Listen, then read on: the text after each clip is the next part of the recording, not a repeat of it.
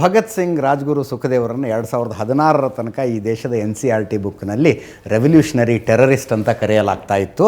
ಆ ವಿಷಯಕ್ಕೆ ಹೋಗೋದು ಬೇಡ, ರೆವಲ್ಯೂಷನರಿ ಟೆರರಿಸ್ಟ್ ಅಂತ. ಅಂಬೇಡ್ಕರ್ನ ಅವ್ರು ಒಪ್ಕೊಂಡಿರಲಿಲ್ಲ. ಅಂಬೇಡ್ಕರ್ನ ಈಗ ಒಪ್ಕೊಂಡು ಮುದ್ದಾಡ್ತಾರೆ. ಅಂಬೇಡ್ಕರ್ ಕಾಂಗ್ರೆಸ್ನ ಒಪ್ಕೊಂಡಿದ್ರ? ಕಾಂಗ್ರೆಸ್ಸಿನ ಸದಸ್ಯರೇ ಆಗಿರಲಿಲ್ಲ ಅಂಬೇಡ್ಕರ್ ಯಾವಾಗಲೂ ಕಾಂಗ್ರೆಸ್ಸಿನ ಸದಸ್ಯರೇ ಆಗಿರಲಿಲ್ಲ.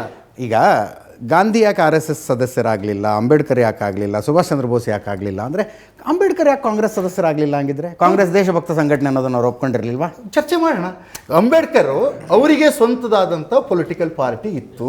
ಓಕೆ, ಇತ್ತು ಅಂದ್ರೆ ಅಲ್ಲ, ಒಂದ್ ನಿಮಿಷ. ಅಂದ್ರೆ ಸುಭಾಷ್ ಚಂದ್ರ ಬೋಸ್ಗೆ ಇತ್ತು, ಭಗತ್ ಸಿಂಗ್ ಇತ್ತು ಅಂತ ಹೇಳ್ತಿದ್ರಲ್ಲ, ಇಷ್ಟೆಲ್ಲ ದೇಶ ಪ್ರೇಮಕ್ಕಾಗಿ ಪ್ರೇರಣೆ ಕೊಟ್ಟಿರ್ತಕ್ಕಂಥ ಈ ಸಂಘಟನೆ ಆ ಸ್ವತಂತ್ರ ಹೋರಾಟದ ಅಂತ ಉಚ್ಛ್ರಾಯ ಪರಿಸ್ಥಿತಿ ಒಳಗಡೆ ಇವರುಗಳೆಲ್ಲರೂ ಇದಕ್ಕೆ ಬಂದಿರಲಿಲ್ಲ. ಗಾಂಧಿ ನೇತೃತ್ವದಲ್ಲಿ ಕಾಂಗ್ರೆಸ್ ಸ್ವತಂತ್ರ ಹೋರಾಟದ ಒಂದು ಪ್ರಧಾನ ದಾರಿ ಆಗಿತ್ತು ಅನ್ನೋದ್ರಲ್ಲಿ ನಿರ್ವಿವಾದ.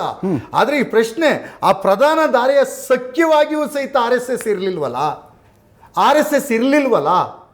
ಆ ಸ್ವತಂತ್ರ ಹೋರಾಟದ ಪ್ರೇರಣೆ ಮಾದರಿಗಳು ಸರಿಯಾಗಿ ಹೋಗಿಲ್ಲ ಅನ್ನೋದನ್ನ ಪ್ರತಿಪಾದಿಸ್ಬಿಟ್ಟಿದಾರಲ್ಲ. ಈ ಪ್ರತಿಪಾದನೆಯನ್ನು ಇಲ್ಲಿ ಬರೆದು ದಾಖಲು ಮಾಡಿಬಿಟ್ಟಿದಾರಲ್ಲ. ಸುಧೀರ್ ಕುಮಾರ್ ಅವರು